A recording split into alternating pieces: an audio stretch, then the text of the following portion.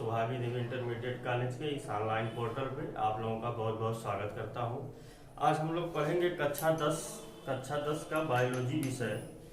कक्षा 10 की बायोलॉजी विषय में हम लोग चैप्टर 1 पढ़ रहे हैं, जो आपका बायोलॉजी सेक्शन है विज्ञान के किताब में। उसका चैप्टर 1 है। उस चैप्टर 1 का हम लोग 10वां वाला पार्ट पढ़ रहे हैं। चैप्टर का नाम है आपका लाइफ प्रोसेस, बता चुके हैं पहले ही। चैप्टर का नाम है आपका लाइफ प्रोसेस, या फिर हिंदी में कहते हैं जैव प्रक्रम। चैप्टर का नाम है आपका लाइफ प्रोसेस और उसी को हिंदी में कहते हैं जैव प्रक्रम। तो जैव प्रक्रम के क्रम श्रेणी में हम लोगों ने सबसे पहले पोषण देख लिया है, उसके बाद हम लोगों ने श्वसन देख लिया है, और श्वसन के बाद हम लोगों ने परिसंचरण देखना शुरू किया है। परिसंचरण में हमने देख लिया है कि हमारे जो भोजन के अवयव हैं उनको परिसंचरित करने वाला अंग कौन सा है शरीर का, पंप करने वाला अंग कौन सा है शरीर का। तो हमने देखा था वह अंग है कौन सा, हार्ट है। तो हार्ट के विषय में हमने पहले वीडियो में पढ़ लिया था। अब हार्ट से निकले होते हैं कुछ जो उसके एसेसरी जो पार्ट हैं, यानी कि हार्ट को ब्लड ले जाने वाला और हार्ट से ब्लड ले आने वाला, उसके विषय में हमने थोड़ा बहुत जानकारी आप लोगों को दे दिया था। आर्टरीज और वेन है। इसके बाद भी अभी हम लोग पहले पढ़ तो लें कि उसमें जो हार्ट में जो जा रहा है, बात तो हमने कर लिया कि ब्लड जो है वह हार्ट में पूरे शरीर से दो रास्ते से एंट्री करता है। एक सुपीरियर वेना केवा, एक inferior vena cava. Superior vena cava ऊपर होता है, जो ऊपर के पार्ट से ब्लड को एंट्री लेता है, और इंफीरियर वेना केवा नीचे से, यानी कि यहाँ से ले नीचे से ब्लड को एंट्री लेता है। ठीक है, तो ये हम दोनों चीज ये हमने देख लिया था। तो राइट जो आपका हमारा दाहिना वाला अलिंद है, इसमें अशुद्ध रुधिर आता है और फिर दाहिने वाले है नीले में जाकर नीले से पहुंच जाता है फेफड़े में शुद्ध होने के लिए। पुनः फेफड़े से पहुंचता है हृदय के बाएं तरफ, बाएं वाले अलिंद में शुद्ध रुधिर पहुंचता है, वहां से पहुंच जाता है बाएं वाले नीले में, और बाएं वाले नीले से वो पहुंच जाता है आयोटा के द्वारा पूरे शरीर में पहुंच जाता है, पूरे शरीर में फैल जाता है। आयोटा से आर्टरीज, आर्टरीज से आर्टेरियोल कैसे बटे होते हैं हम लोग नेक्स्ट वीडियो में चर्चा करेंगे, इसके बाद चर्चा करेंगे। सबसे पहले हम लोग यह देख लें कि जो फ्लो हो रहा है हार्ट में वो चीज क्या चीज है। कक्षा 9 में पढ़े होंगे इसके विषय में आप लोग, तरल संयोजी ऊतक। तो ब्लड क्या है, रक्त क्या है, तो जो आपका सर्कुलेशन हो रहा है, सर्कुलेटरी मटेरियल, तो सारे पोषक तत्व तो ब्लड के माध्यम से ही, रक्त के माध्यम से ही संचरित हो रहे हैं। इसलिए हमको पढ़ना क्या है, सबसे पहले रक्त देखना है। एक चार्ट बना रखे हैं, देख लीजिएगा जरा आप लोग, इसको स्क्रीनशॉट ले लीजिए और ऐसे ही चार्ट बना लीजिएगा। ये चार्ट हमने बना रखा है, किस चीज का है, ब्लड का है। ठीक है, ब्लड का हमने चार्ट बना रखा है कि कितने जो उसमें कंटेंट होते हैं ब्लड में। तो हमारा जो रक्त है यह एक प्रकार का तरल संयोजी ऊतक है, तो तरल होता है। तो इसके जो भाग हैं, इसके दो भाग होते हैं। एक होता है ब्लड प्लाज्मा जो 55% होता है, 55%। ब्लड प्लाज्मा 55% और ब्लड कार्पसल्स 45%। ठीक है, कार्पसल्स होते हैं 45%। कार्पसल्स हिंदी में कहते हैं रक्त कणिकाएं। ये रक्त कणिकाएं हैं। कणिकाएं कितनी है, 45%, और 55% क्या है, प्लाज्मा है, यानी कि लिक्वर भाग है, लिक्वर मटेरियल है। लिख सकते हैं लिक्वर पार्ट जो है वह लिक्वर पार्ट आपका 55% है। ठीक है, तो प्लाज्मा, आखिर प्लाज्मा क्या है कि कार्पसल से ब्लड में से कणिकाओं वाले भाग को निकाल दीजिए तो बचा क्या, जो बचता है वही ब्लड प्लाज्मा बनता है। अब यह ब्लड प्लाज्मा जो है, यह इसमें क्या क्या होता है, तो प्लाज्मा में जो हमारा है 90 से 92% सिर्फ जल होता है। 90 से 92% जल होता है, और 8 से 10% रासायनिक यौगिक होते हैं, केमिकल कंपाउंड होते हैं 8 से 10%। केमिकल कंपाउंड में कौन कौन से कंपाउंड होंगे आपके, आप इनऑर्गेनिक कंपाउंड होता है और ऑर्गेनिक कंपाउंड भी होता है। क्योंकि जैसे हमने भोजन किया है तो भोजन करने के बाद उसमें से जो निकलेंगे मिनरल्स भी मिलेंगे। अगर हमने विटामिन युक्त चीजें खाई हैं, अगर हमने पानी पिया है तो उस पानी में मिनरल्स भी होगा। जाहिर सी बात है, भोजन में हमारे कार्बोहाइड्रेट्स होंगे, प्रोटीन होंगे, ये भी तो मिलेंगे, फैट्स भी मिलेंगे। ठीक है, तो ये सारी चीजें हमारे ब्लड में मिक्स होंगी। तो वही चीज है।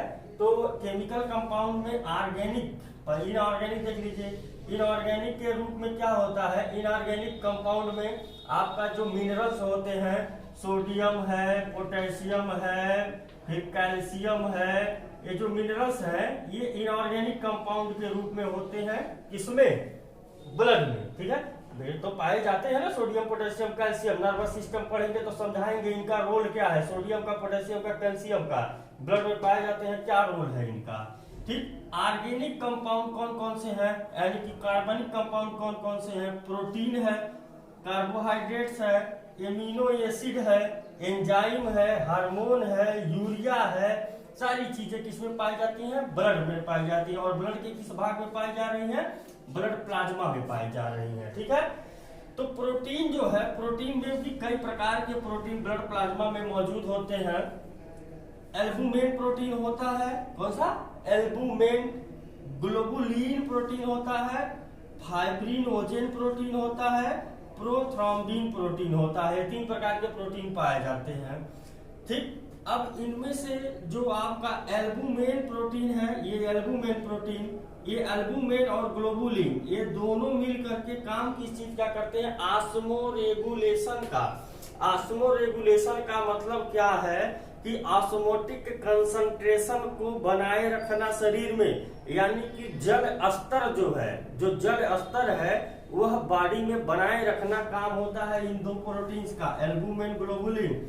इनका काम होता है जल स्तर को शरीर में बनाए रखना। भाई जल स्तर का कमी हो जाएगा शरीर में तो क्या होगा कि पानी की कमी अगर शरीर में हो गई, डिहाइड्रेशन हो जाएगा, चक्कर आ जाएगा, उल्टी होने लगेगी, वोमिटिंग होने लगेगी, और क्या होगा, शरीर कमजोर हो जाएगा, कोई काम करने का नहीं मन करेगा, बेहोशी आ जाएगी। इन सारी चीजों को रोकने का काम कौन करता है? ये 2 प्रोटीन करते हैं, एल्बुमिन, ग्लोबुलिन। ग्लोबुलिन का एक और काम है कि ग्लोबुलिन जो है वह क्या करता है? एंटीबॉडी का भी निर्माण करता है।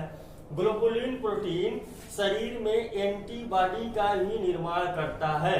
जैसे कोई अगर पैथोजन एंट्री किया हमारे शरीर में और ब्लड में जाकर के मिक्स हो गया, कोई कण, पैथोजेनिक कण जो बीमारी को काज कर सकता है, एंट्री किया, तो तुरंत यह ग्लोबुलिन प्रोटीन क्या करता है? पहचान करके एंटीबॉडी का निर्माण करेगा और उसको पैथोजन को मार गिराएगा।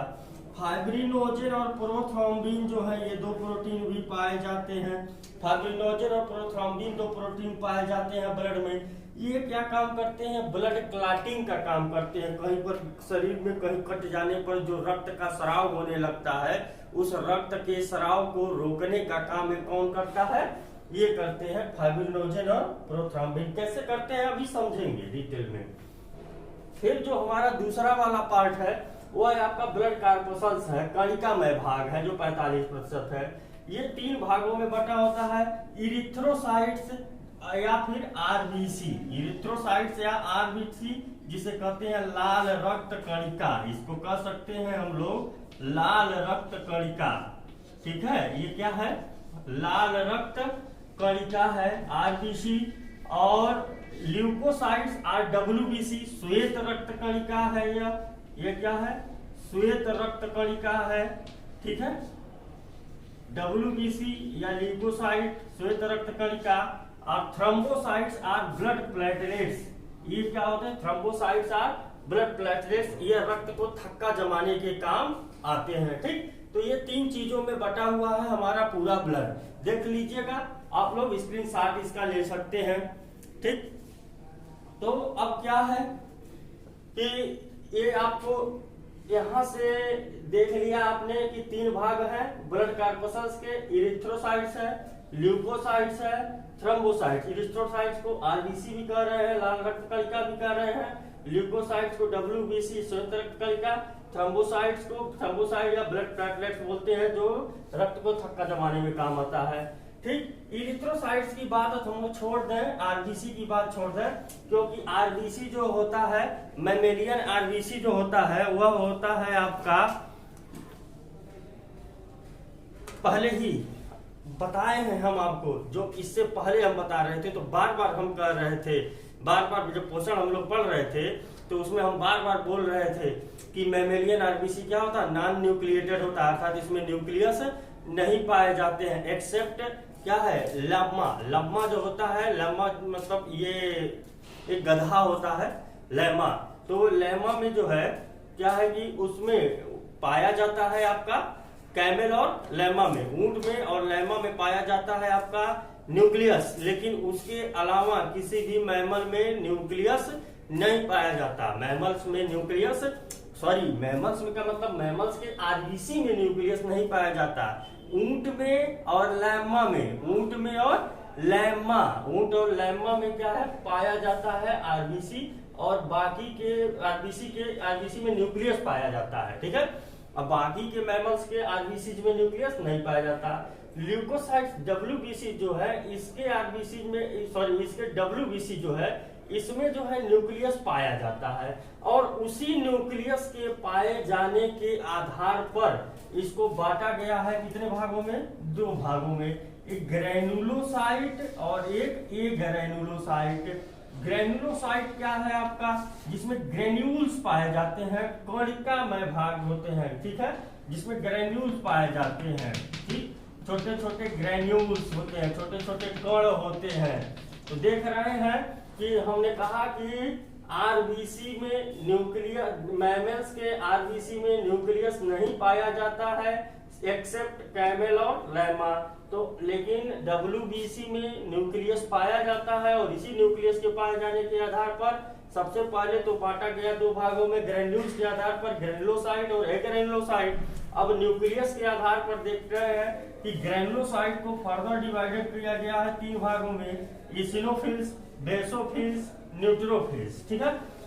तो डब्ल्यूबीसी में क्या पाया जाता है आपका, इसिनोफिल्स है, बेसोफिल्स है, न्यूट्रोफिल्स है, ठीक।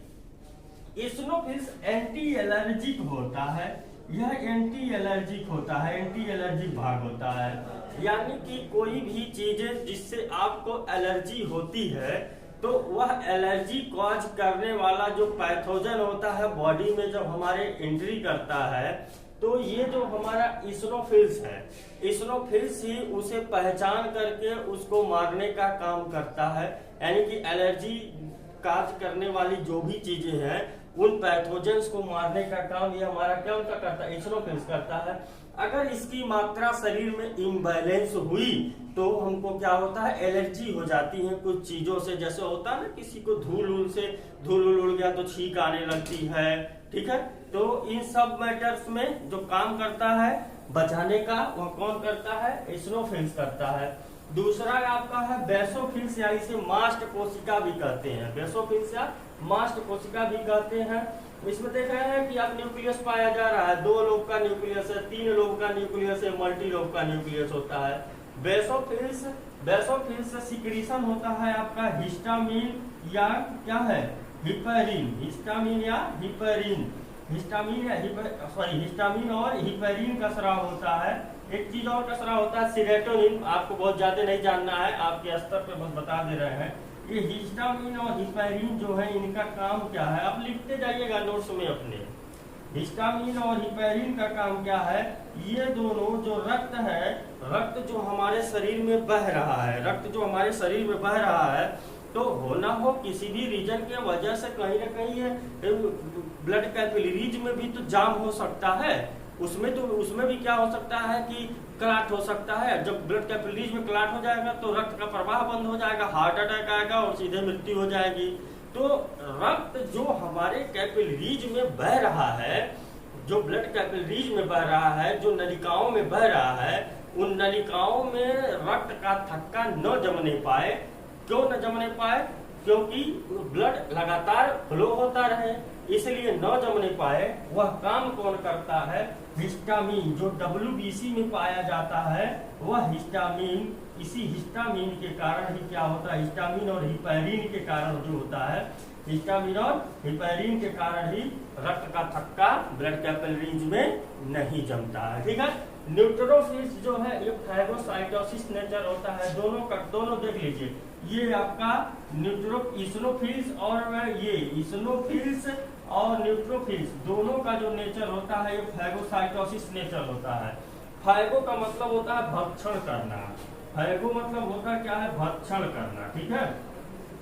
यानी कि अगर कोई अनवांटेड मटेरियल जो आपके शरीर में आकर के एंट्री कर गया, ठीक, या फिर भोजन के द्वारा भोजन हमने किया है, कोई ऐसा चीज बन गया है जो हमारे शरीर के लिए हानिकारक है, तो इन सारी चीजों को करता क्या है कि ये न्यूट्रोफिल्स और ये इस्नोफिल्स ये क्या करते हैं, भक्षण कर लेते हैं। उनका क्या करते हैं, उन जो पैथोजेंस हमारे शरीर में एंट्री किया है या भोजन के द्वारा भोजन करते वक्त जो हमको कोई ऐसी विषाक्त चीजें शरीर में बन गई हैं, उनका भक्षण करके उनको नष्ट करने का काम कौन करता है, न्यूट्रोफिल्स इस्नोफिल्स दोनों मिलकर दोनों करते हैं, ठीक है।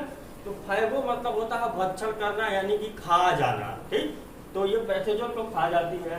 फिर एग्रेनुलोसाइट पार्ट आता है जिसमें ग्रेन्यूल्स नहीं पाए जाते हैं, मोनोसाइट्स है, लिम्फोसाइट्स है, ठीक। मोनो मतलब एक होता है, इसमें एक कोशिकी है, और लिम्फोसाइट्स क्या है, इसमें दो चीजें पाई जाती है, लिम्फोसाइट डिवाइडेड है, बी लिम्फोसाइट, टी लिम्फोसाइट। ये इम्यूनिटी में काम करती हैं, यानी कि बॉडी की इम्यून सिस्टम को मजबूत करती हैं।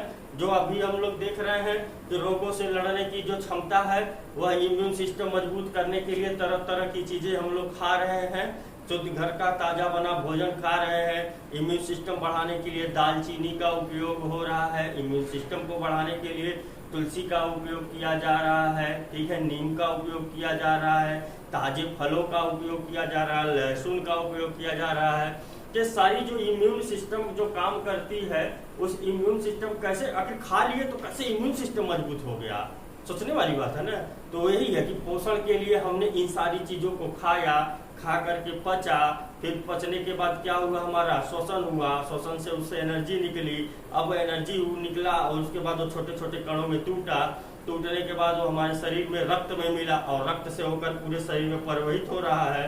तो वही बी लिम्फोसाइट और टी लिम्फोसाइट जो बनता है, वो जो इसी के रूप में क्या होता है, परिवहित होता है हमारे शरीर में, और हमारे शरीर के हर कोशिका की रक्षा करता है। इम्यूनिटी बढ़ाने का मतलब कि कोई चीज अगर बाहर से आया या फिर किसी अनफेवरेबल कंडीशन में हम चले गए, जिस कंडीशन में हम रहते हैं उस कंडीशन से निकल कर किसी दूसरे कंडीशन में चले गए, तो कहीं हम उस कंडीशन में बीमार ना हो जाए या फिर हम उसमें अपने आप को समायोजित न कर पाए, इसके लिए काम करता है ये इम्यून सिस्टम जो कि लिम्फोसाइट टी लिम्फोसाइट करता है। हम लोग डिटेल में पढ़ेंगे, कक्षा 11 में इसमें बहुत ज्यादा ये मतलब डिटेल में है। तो यहाँ पर आपको बस एक परिचय के रूप में बता दिया गया है कि आपके मानसिक पटल पर यह चीजें रहें, जिससे क्या है कि आप कभी ऐसा जब कोई दिग्भ्रमित ना हो कि ये चीज क्या है, कहीं सामने अगर आ जाए तो बस आपके लिए जरूरी इतना ही है कि आप इतना जानिए कि रक्त के माध्यम से ही सारे पोषक तत्व हमारे शरीर में परिवहित होते हैं। रक्त जो होता है वह दो चीजों से मिलकर के बना होता है, ब्लड प्लाज्मा से मिलकर के बना होता है और ब्लड कार्पोसल से मिलकर बना होता है। प्लाज्मा 50 से 55%, कार्पोसल से 45% होता है। प्लाज्मा में जो है दो भाग केमिकल कंपाउंड भी पाए जाते हैं, जल भी पाया जाता है, तो 90% इसमें जल ही होता है, 8 से 10% केमिकल कंपाउंड। केमिकल कंपाउंड में इनऑर्गेनिक भी हो सकता है, जो मिनरल्स पाए जाते हैं। इनऑर्गेनिक में protein, carbohydrate, amino acid, enzymes भी होते हैं। प्रोटीन में कौन कौन से हमने बता दिया। कार्पोसल से कणिका में क्या है, लाल रक्त कणिका है, लाल रक्त कणिका आरबीसी का एरिथ्रोसाइट भी है।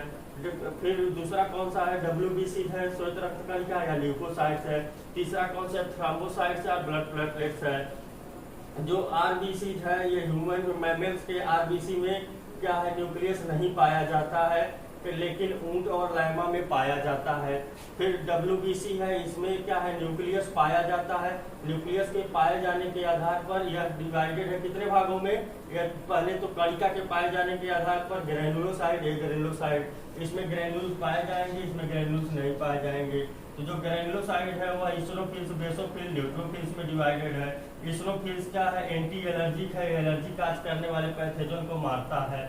बेसोफिल्स में क्या है, हिस्टामिन का स्राव होता है, रहता है, जो करता क्या है कि आपके नसों में ब्लड को जमने नहीं देता है। न्यूट्रोफिल्स और इस्नोफिल्स दोनों का काम है फाइगोसाइटोसिस नेचर है, अनवांटेड कोई चीज ब्लड में मिक्स हो गया तो उसको भक्षण करके खत्म कर देंगे। ठीक। फिर उसके बाद ग्रैनुलोसाइट में है मोनोसाइट, लिम्फोसाइट, इम्यून सिस्टम में काम करता है, डिटेल में पढ़ेंगे अगले क्लास में। थ्रोम्बोसाइट्स क्या है, आप ब्लड प्लेटलेट्स या रक्त को थक्का जमाने में काम करता है। इतनी चीजें आप लोगों को आशा करते हैं समझ में आ गई होगी, ठीक। अब जब आरबीसी का काम क्या है, डब्ल्यूबीसी का काम क्या है, ये जान लीजिए। आरबीसी का काम जो है, यह इसका काम है कि इसमें जो पाया जाता है लाल जो रंग होता है, तो लाल रक्त कणिका इसका नाम भी है, ठीक। तो इसमें पाया जाता है हीमोग्लोबुलिन। क्या है, हीमोग्लोबिन, जैसे कहते हैं हीमोग्लोबिन। तो हीम प्लस ग्लोबुलिन क्या है, हीम प्लस ग्लोबुलिन। ये ग्लोबुलिन क्या है, ये ग्लोबुलिन एक प्रकार का प्रोटीन है, एक प्रकार का प्रोटीन है। और हिम का मतलब होता है आयरन, Fe, ठीक है, इसका मतलब होता है आयरन, Fe।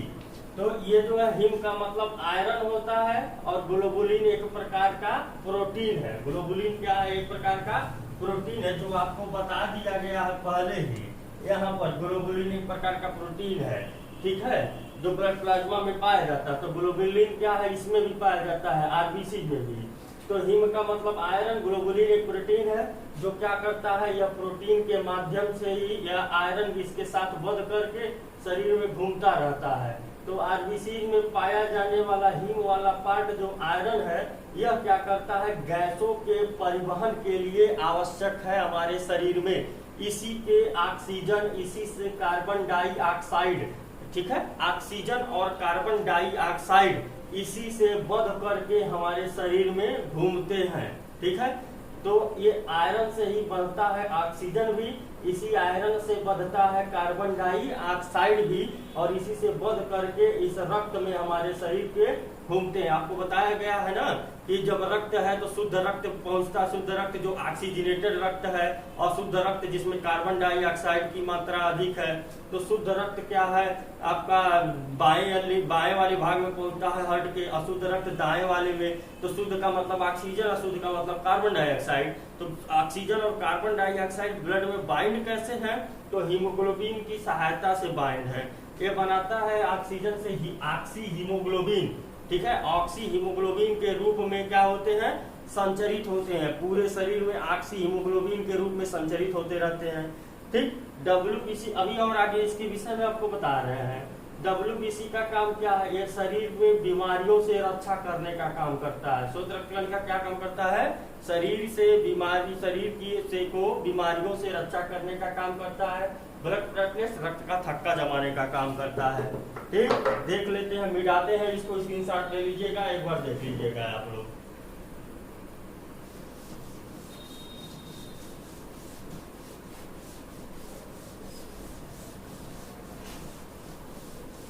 ये हो गया है आपका रक्त। रक्त के विषय में आपने देख लिया, रक्त देख लिया आपने देख लिया कि लाल रक्त कणिका का काम क्या है, आपने देख लिया कि श्वेत रक्त कणिका का क्या काम है, ठीक है। फिर आपने यह भी देख लिया कि रक्त के कौन कौन से भाग हैं। अब एक चीज और इसमें है आपके सिलेबस में, लिम्फ। आपके सिलेबस में है लिम्फ,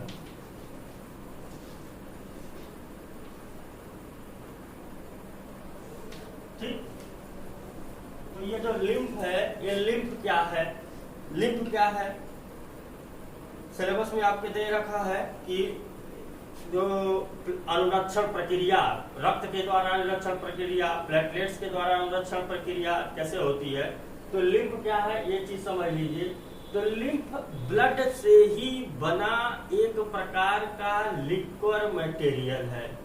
लिम्फ ब्लड से ही बना, रक्त से ही बना एक प्रकार का लिक्विड मटेरियल है, जो लिम्फेटिक वेसल्स में जाकर के परिवहित होता है। लिम्फेटिक वेसल्स के द्वारा क्या होता है, परिवहित होता है हमारे शरीर में। कैसे बनता है यह लिम्फ, यह भी देख लीजिए आप लोग। जैसे कि मान लीजिए कि ये आपका ब्लड वेसल्स है, जिसमें रक्त आपका तैर रहा है, ठीक है। ये लाल रक्त कणिकाएं हैं बाइकान्केव। कैसी होती है? बाइकान्केव होती है। ये लाल रक्त कणिकाएं हैं, ब्लड है, रक्त है आपका तैर रहा, इसमें रक्त भरा हुआ तैर रहा। तो ब्लड में कौन कौन से कंटेंट है अभी आपने पढ़ लिया, इसीलिए हमने पहले ब्लड को बता दिया है। तो ब्लड में क्या क्या भरा है? ब्लड में आपका जल भी भरा है, ब्लड में आपका प्रोटीन भी भरा है, ब्लड में कार्बोहाइड्रेट है, एमिनो एसिड है, एंजाइम है, यूरिया है, हार्मोन्स है, आरबीसी है, डब्ल्यूबीसी है, प्लेटलेट्स है, सारी चीजें ब्लड में भरी हुई हैं, ठीक है। अब ये ब्लड है और ऊपर मान लीजिए ये आपका ऊतक है। ये क्या है? आपका ऊतक है, यानी कि सेल है, ठीक है। ये आपका सेल है, ये आपका सेल है, सेल का लीजिए और टिश्यू का लीजिए, और यहाँ पर ये आपका ब्लड कैपिलरीज है। तो ब्लड कैपिलरीज में होता क्या है? बीच बीच में कहीं से अगर परफोरेटेड यानी कि छिद्र, बहुत पतला सा छिद्र भाग होता है, जिसमें से क्या है कि कुछ प्लाज्मा वाला भाग, इसका ब्लड का प्लाज्मा वाला जो लिक्वर भाग है, वो कुछ लिक्वर भाग यहाँ से निकल करके चला जाता है, निकल करके चला जाता है। किसमें चला जाता है? ब्लड कैपिलरीज, जहां से रक्त बह रहा है, रक्त से निकल करके चला जाता है इंटरस्टिशियल स्पेस में। कहाँ चला जाता है? इंटरस्टिशियल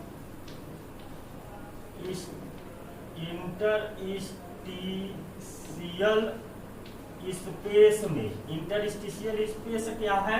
इस ब्लड कैपिलरीज और इस सेल, ऊतक और ब्लड कैपिलरीज, क्योंकि ऊतक से ब्लड कैपिलरी एकदम सटा नहीं रहेगा, कुछ ना कुछ दोनों के बीच में एक स्पेस होगा, एक गैप होगा।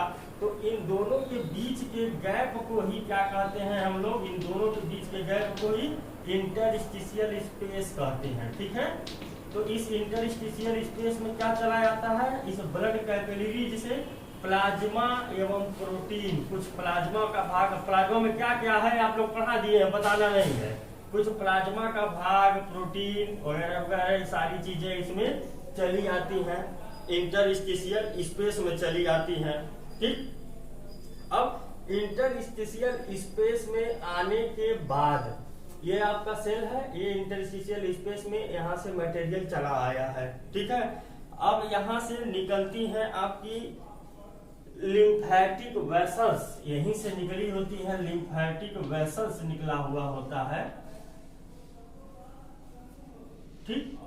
अब इसके दीवार जो है, ये दीवार है, इनके दीवार के द्वारा इसमें क्या होती है? एंट्री कर जाती है। ये सारी जो चीजें आई हैं इस इंटरस्टिशियल स्पेस में आकर के इकट्ठा होती हैं। यहाँ से इकट्ठा होने के बाद ये जो हमारा ऊतक है, ये ऊतक से लगा होता है क्या? हमारा लिम्फेटिक वेसल्स। तो लिम्फेटिक वेसल्स ऊतक में एकदम चिपका रहता है, सटा हुआ रहता है, ऐसे सटा हुआ रहता है, ठीक। और इन दोनों के बीच में आया है, तो इससे यह सोख लेता है आपका ये मटेरियल क्या करता है? ले लेता है।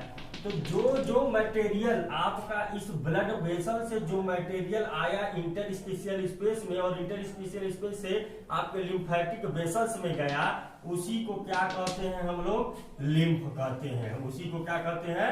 लिम्फ कहते हैं।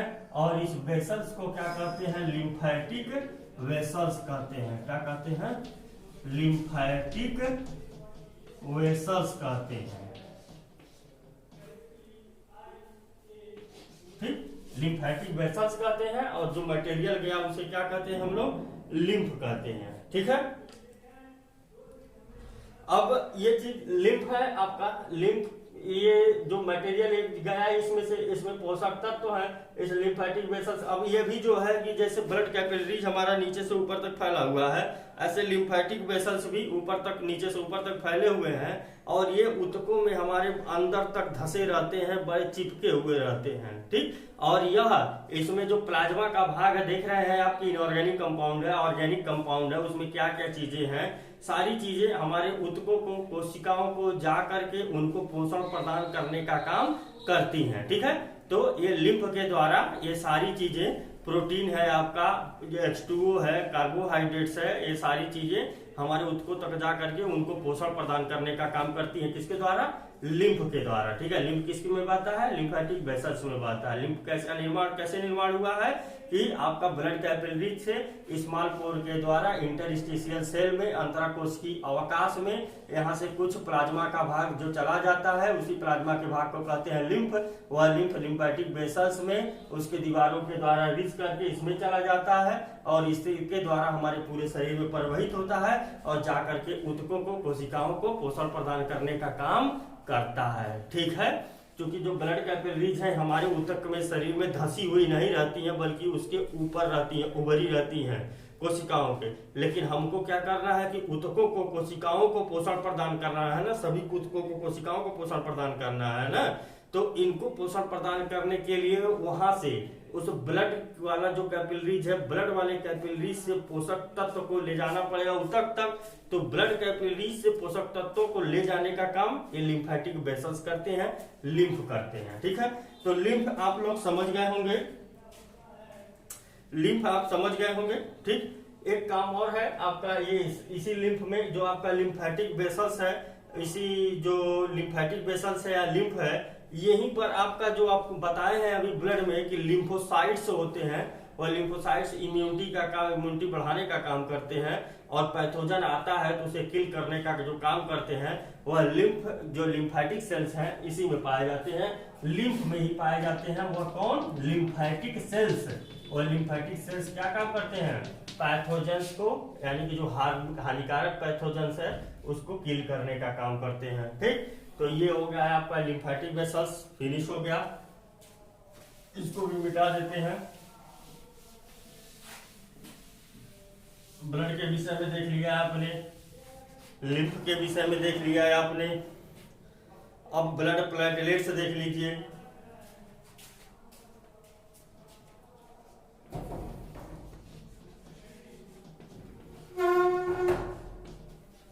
प्लेटलेट्स के द्वारा अनुरक्षण जो प्रक्रिया है, तो कैसे होता है कि मान लीजिए आपके शरीर में कहीं पर कट गया, कहीं पर कट का निशान हो गया, कट गया शरीर आपका कहीं से, तो वहां से रक्त का स्राव होने लगता। अगर ऐसे ही हो जाए, रक्त निकलता रहे बराबर, तो क्या होगा? रक्त की कमी हो जाएगी शरीर में, व्यक्ति की मृत्यु हो जाएगी। तो उस स्थिति से बचने के लिए क्या है कि हम रक्त यहाँ पर निकलना बंद होना चाहिए। तो रक्त का निकलना कैसे बंद होगा? वहां पर क्या है कि कोई ना कोई चीज घाव वाले स्थान पर जमना चाहिए, तो जम जाएगा तो रक्त निकलना बंद हो जाएगा। तो कहीं से कटने पर रक्त का स्राव जो होता है, रक्त के स्राव के रुकने की प्रक्रिया ही क्या कहलाती है? ब्लड क्लॉटिंग या रक्त का थक्का जमना कहलाती है। होता कैसे है कि जो हमने बताया है कि आपके ब्लड में पाई जाती है प्रोथ्राम्बिन और फाइब्रिनोजन प्रोटीन, इन्हीं के द्वारा रक्त का थक्का जमता है। कैसे जमता है? देखिए, ये जो प्रोथ्राम्बिन है आपका, ये प्रोथ्राम्बिन, ये जो प्रोथ्राम्बिन पाया जा रहा है, इस प्रोथ्राम्बिन जो है कैल्शियम आयन की सहायता से, कैल्शियम आयन की सहायता से चेंज हो जाता है। किसमें? थ्रोम्बिन में चेंज हो जाता है। किसमें चेंज हो जाता है? थ्रोम्बिन में चेंज हो जाता है। अब ये थ्रोम्बिन कौन सा काम करता है? जैसे प्रोथ्राम्बिन चेंज होगा थ्रोम्बिन में, ठीक है, जब प्रोथ्राम्बिन थ्रोम्बिन में चेंज होगा तो ये थ्रोम्बिन क्या करता है? फाइब्रिनोजन जो है आपके उसी ब्लड में, आपका फाइब्रिनोजन भी है, आपको बताया था ना प्रोथ्राम्बिन और फाइब्रिनोजन पाए जाते हैं। तो प्रोथ्राम्बिन कैल्शियम की सहायता से थ्रोम्बिन में चेंज हो जाएगा। अब ये थ्रोम्बिन पुनः एक्शन में आ जाएगा और फाइब्रिनोजन क्या है? फाइब्रिनोजन जो आपके ब्लड में पाया जा रहा है, इस फाइब्रिनोजन को यह थ्रोम्बिन क्या करेगा? यह थ्रोम्बिन फाइब्रिनोजन को चेंज कर देगा फाइब्रिन में। किसमें चेंज कर देगा? फाइब्रिन में। फाइब्रिन में चेंज कर देगा। और फाइब्रिन क्या होता है? एक रेसानुमा स्ट्रक्चर होता है। तो रेसा जैसे धागे होते हैं, तो ब्लड में ही पाया जा रहा है। तो ब्लड में प्रोथ्राम्बिन और फाइब्रिनोजन पाए जा रहे थे।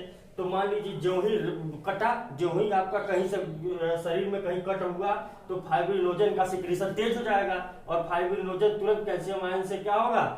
रिएक्ट करके बना लेगा क्या? थ्रोम्बिन बना लेगा।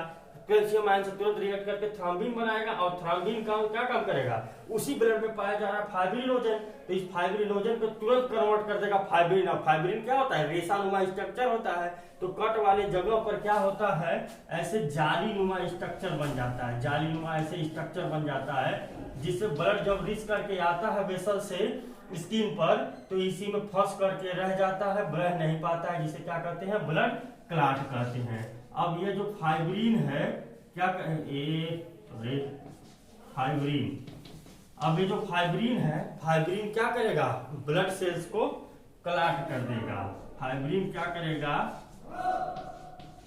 ब्लड सेल्स को क्लॉट कर देगा। देख लीजिए, क्लॉट हो गया, ब्लड सेल को क्या करेगा, क्लॉट। तो ये आपका जो प्लेटलेट्स है, प्लेटलेट्स कौन सा काम करता है, ब्लड क्लॉटिंग का काम करता है। प्लेटलेट्स ब्लड क्लॉटिंग का काम करता है, रक्त को थक्का जमाने का काम करता है।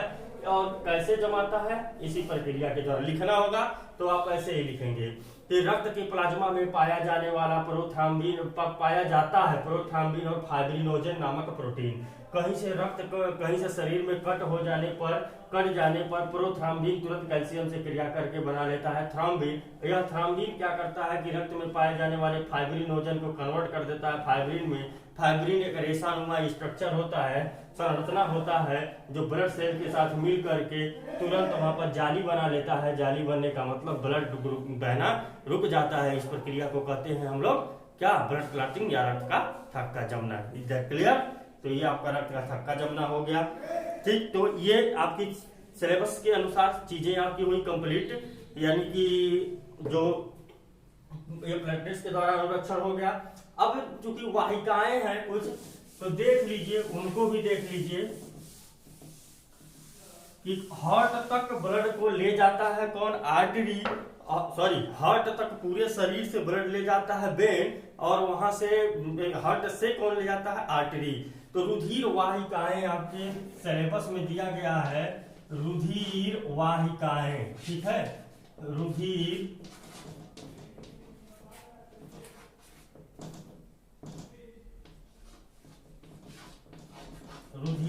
वाहिकाएं आपके सिलेबस में दिया गया है। तो रुधिर वाहिकाएं मतलब रुधिर का वहन जो होता, वहन हो रहा है, रुधिर का वहन किनके द्वारा हो रहा है, यही चीज है रुधिर वाहिकाएं। तो रुधिर वाहिकाएं दो चीज है, पहला हमारा है धमनी, पहला हमारा क्या है, धमनी, और दूसरा जो है हमारा क्या है, शिरा। दूसरा है क्या, शिरा, ठीक है, धमनी है, शिरा है। धमनी को अंग्रेजी में कहते हैं आर्टरीज, धमनी को अंग्रेजी में कहते हैं आर्टरीज, शिरा को अंग्रेजी में कहते हैं वेन। जो ये तो धमनी है, आर्टरीज जो है, आर्टरीज में क्या है, शुद्ध रुधिर बहता है। इसमें कैसा रुधिर बहता है, शुद्ध रुधिर बहता है, ठीक है, इसमें शुद्ध रुधिर बहता है।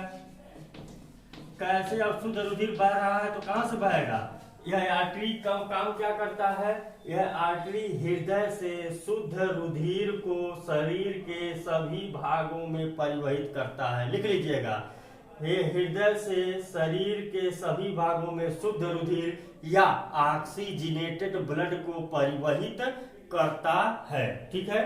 अब यह जो आर्टरीज है, आर्टरीज की खासियत होती है कि इसमें कपाट जो है, वाल्व जो है नहीं पाए जाते हैं, कपाट नहीं पाए जाते हैं। तो धमनी में क्या है, दूसरा पॉइंट, धमनी में कपाट नहीं पाए जाते हैं, कपाट नहीं पाए जाते हैं। एक बहुत ही इंपॉर्टेंट क्वेश्चन है, इससे रिलेटेड एग्जाम में आता है कि वह कौन सी धमनी है जिसमें अशुद्ध रुधिर बहता है। तो शुद्ध रुधिर बहता है धमनी में, लेकिन पल्मोनरी आर्टरी जो है, कौन सी, पल्मोनरी आर्टरीज, पल्मोनरी आर्टरीज जिसे कहते हैं फुफ्फुस धमनी, क्या कहते हैं, फुफ्फुस धमनी। पल्मोनरी आर्टरीज या फुफ्फुस धमनी में क्या होता है, अशुद्ध रुधिर बहता है। क्या होता है, अशुद्ध रुधिर बहता है, अशुद्ध रुधिर बहता है, ठीक। तो लिख लीजिएगा, अशुद्ध रुधिर बहता है। तो 3 चीजें इसके विषय में स्पष्ट हो गया।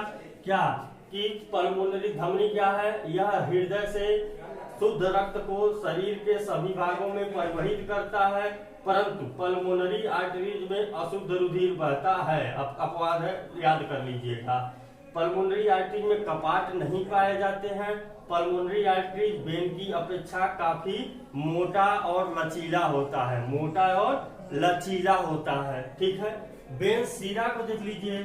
शिरा में क्या होता है, अशुद्ध रुधिर बहता है। शिरा में क्या है, अशुद्ध रुधिर बहता है। शिरा में अशुद्ध रुधिर बहता है, अशुद्ध रुधिर बहता है। परंतु पल्मोनरी वेन में, फुफ्फुस शिरा में, परंतु पल्मोनरी वेन में शुद्ध रुधिर बहता है। पल्मोनरी वेन में शुद्ध रुधिर बहता है। ठीक, बात समझ में आ गई। शिरा में अशुद्ध रुधिर बहता है। अशुद्ध रुधिर कैसे बहता है कि शिरा में क्या होता है कि शरीर के सभी अंगों से अशुद्ध रुधिर हृदय तक लाया जाता है शिरा की सहायता से। ठीक है, परंतु पल्मोनरी वेन में शुद्ध रुधिर बहता है। इसमें कपाट पाए जाते हैं। इसमें देख लीजिएगा, इसमें क्या है, इसमें कपाट पाए जाते हैं। इसमें कपाट पाए जाते हैं, यानी वाल्व जो है पाए जाते हैं। और यह आर्टरीज से पतला होता है और क्या है, यह भी लचीला होता है, लेकिन आर्टरीज इतना लचीला नहीं होता है। और होता क्या है, पतला होता है, आर्टरी से पतला होता है। अशुद्ध रुधिर जिसमें बहता है आर्टरी से पतला होता है, और शुद्ध रुधिर जिसमें बहता है आर्टरी, वो इसे कहते हैं आर्टरी, वो क्या होता है, मोटा होता है। ठीक है, तीसरी एक और चीज है, मिटाते हैं। 2 चीजें समझ गए आप लोग। धमनी, आर्टरी, यह शुद्ध रुधिर शरीर में बहता है, हृदय से शुद्ध रुधिर को शरीर के सभी अंगों तक प्रवाहित करता है। जबकि पल्मोनरी आर्टरी में अशुद्ध रुधिर बहता है, इसमें कपाट नहीं पाए जाते हैं, मोटा होता है, लचीला होता है। वेन शिरा में क्या है, इसमें अशुद्ध रुधिर बहता है, पूरे शरीर से अशुद्ध रुधिर को हृदय तक लाया जाता है। ठीक, अब उसके बाद लेकिन इसमें जो है पल्मोनरी वेन्स में शुद्ध रुधिर बहता है, कपाट पाए जाते हैं, यह भी लचीला होता है, और लेकिन आर्टरी की तुलना में पतला होता है। अब दूसरा क्या है, ब्लड कैपिलरीज है, रक्त केशिकाएं हैं। क्या है, ब्लड कैपिलरीज या रक्त केशिकाएं।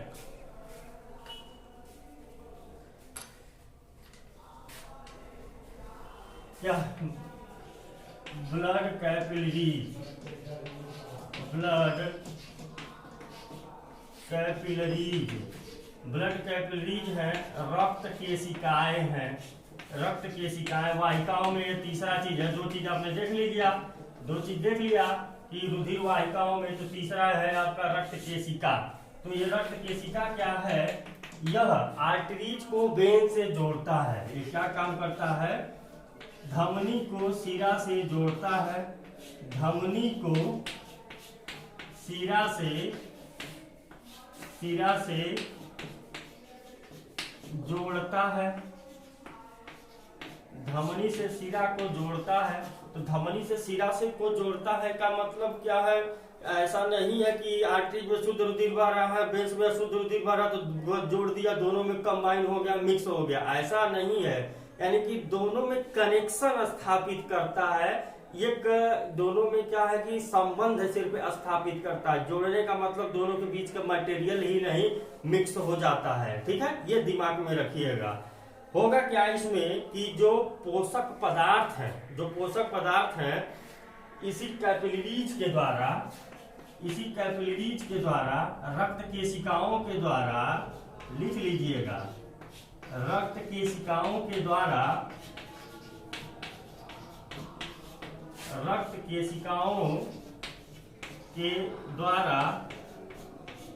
पोषक पदार्थ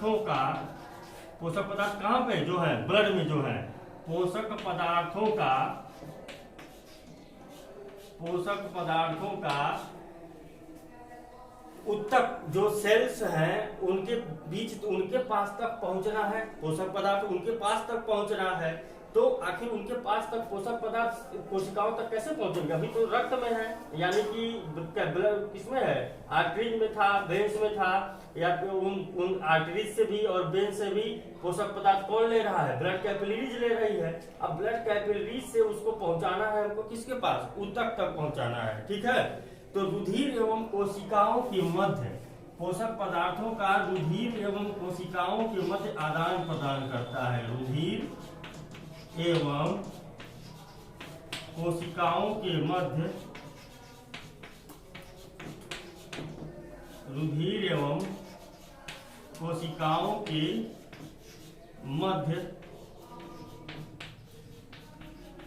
आदान प्रदान करता है, ठीक है। तो ये ब्लड कैपिलरीज को समझ लीजिए, शिरा को धमनी से जोड़ता है और रक्त केशिकाओं के द्वारा होता क्या है कि पोषक पदार्थों का रुधिर एवं कोशिकाओं के मध्य आदान प्रदान होता है। यानी कि जो आर्टरी में पोषक तत्व जो बह रहे हैं, जो वेन्स में पोषक तत्व बह रहे हैं, वे पोषक तत्व कैसे, यानी कि कोशिका जो सेल है हमारा, उस सेल में और रुधिर के मध्य दोनों का आदान प्रदान होता है। यानी कि ये दोनों में जिसकी कमी रहेगी तो वहां से आना जाना लगा रहता है, पोषण प्राप्त कर लेता है वहां से, किसके द्वारा? ब्लड कैपिलरीज के द्वारा। वहां पर भी बताया गया था, जब डाइजेशन आपको बताया गया था तो बताया गया था कि बिलाई जो है अवशोषित करती है पोषक पदार्थों को और बिलाई से ब्लड कैपिलरीज रुधिर में लाता है। ब्लड कैपिलरीज के द्वारा ही रुधिर में आते हैं और रुधिर से उसी ब्लड कैपिलरीज के द्वारा कोशिका में जाएंगे। समझ में आया बात सब? बिलाई से ब्लड कैपिलरीज के द्वारा रुधिर में आया और रुधिर से उसी ब्लड कैपिलरीज के द्वारा कोशिका के पास गया वही पोषक पदार्थ, ठीक। तो ये है आपका रुधिर वाहिका चैप्टर, ये भी यहाँ पर फिनिश हुआ, ठीक। रुधिर वाहिका भी फिनिश हुआ। अब इसमें क्या है आपके सर्कुलेशन में, जो ह्यूमन में सर्कुलेशन था, ह्यूमन सर्कुलेशन में अब कुछ बचा नहीं है। ह्यूमन सर्कुलेशन लगभग खत्म हो गया है। ये क्या है? ब्लड प्रेशर आपका बचा हुआ है। ब्लड प्रेशर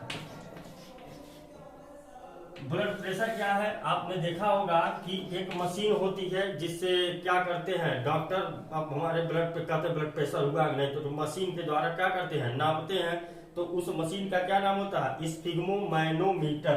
क्या होता है? स्फिग्मोमैनोमीटर,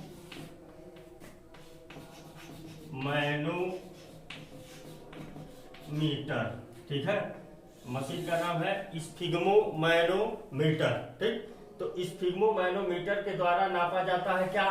ब्लड प्रेशर, ठीक है। ब्लड प्रेशर नापा जाता है। और जो लगा करके कान में सुनते हैं, कभी कभार ऐसा होता है, ऐसे लगाकर धड़कन सुनते हैं दिल का, तो जो दिल की धड़कन जिससे सुना जाता है उसको क्या कहते हैं? स्टेथोस्कोप। क्या कहते हैं? स्टेथोस्कोप। क्या कहते हैं?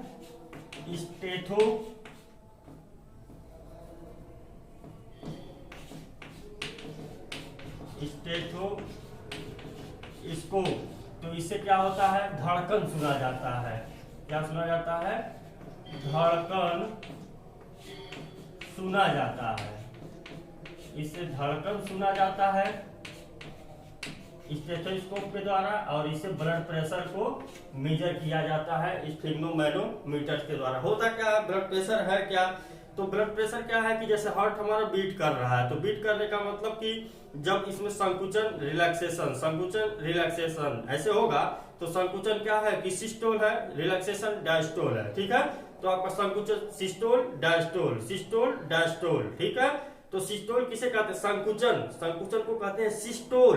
क्या कहते हैं? सिस्टोल। और क्या है? रिलैक्सेशन को क्या कहते हैं? डायस्टोल। तो ये जो हमारा सिस्टोल है, ये सिस्टोल और डायस्टोल जो है, दो चीजें हैं।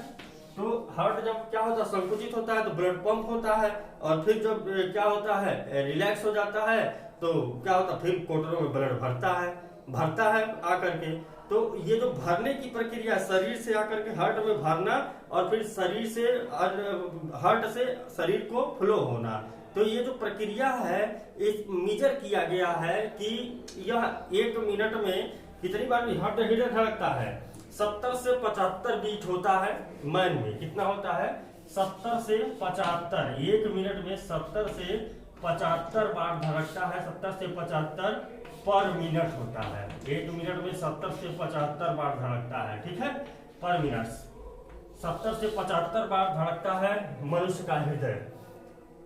तो यही जो सिस्टोल डायस्टोल की जो क्रिया है, तो इसमें एक मानक बनाया गया है कि जो सिस्टोल है वह आपका कितना होना चाहिए। सिस्टोल आपका 120, सिस्टोल आपका 120 और डायस्टोल आपका 80। ठीक है, 120 होता है HG, ये उसका मात्रक है नापने का। तो सिस्टोल आपका 120 और डायस्टोल आपका 80 अगर होता है तो इसी को क्या कहते हैं? ब्लड प्रेशर, यानी कि नॉर्मल है। सिस्टोल 120 यानी संकुचन 1 मिनट में 120, संकुचन 120 और डायस्टोल यानी कि रिलैक्सेशन 80 mmHg। ठीक है, ये 80 mmHg इसमें मापक मात्रक है, इसी मात्रक के द्वारा ही मापा जाता है। तो 80 mmHg डायस्टोल और इसका कितना है? 120 mmHg, यानी कि ये जो कंस्ट्रक्शन है 120 और जो रिलैक्सेशन है 80। इतना अगर फंक्शन परफॉर्म कर रहा है तो उसे क्या कहते हैं? ब्लड प्रेशर नॉर्मल है। इससे कम या ज्यादा हुआ तो ब्लड प्रेशर क्या होता है? एबनॉर्मल हो जाता है। ठीक है, ये होता है हमारा ब्लड प्रेशर। इसके विषय में और भी चीजें हैं, डिटेल में बताया जाएगा आपको जब 11th में रहेंगे।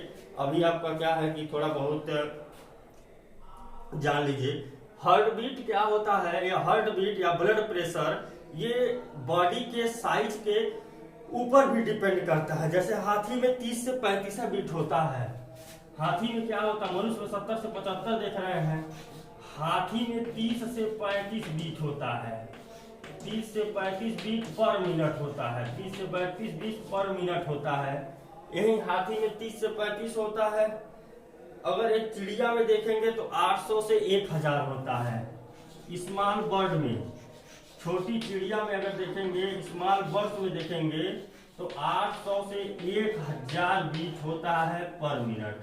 ठीक है, ये 800 से 1000 बीट पर मिनट होता है।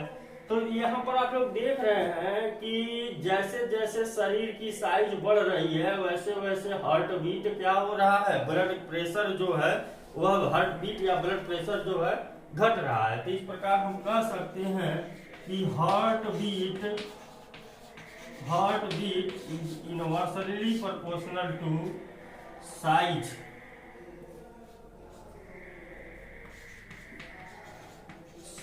Of body.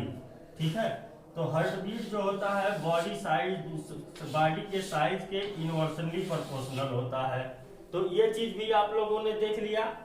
ठीक, तो इसके बाद जो है आपके सिलेबस में इससे रिलेटेड कोई चीज नहीं बचता है। सारी चीजें इससे फिनिश हो गई इससे रिलेटेड। अब आपको जो बताना है कि पौधों में परिवहन कैसे होता है। ठीक, तो पौधों में परिवहन कैसे होता है यह हम लोग नेक्स्ट वीडियो में देखेंगे। 11th पार्ट में हम लोग देखेंगे कि पौधों में परिवहन कैसे होता है। कोई दिक्कत होगा देखिएगा वीडियो को, और जो अगर कोई दिक्कत होता है तो पूछ लीजिएगा अपने व्हाट्सएप ग्रुप में। Thanks for watching.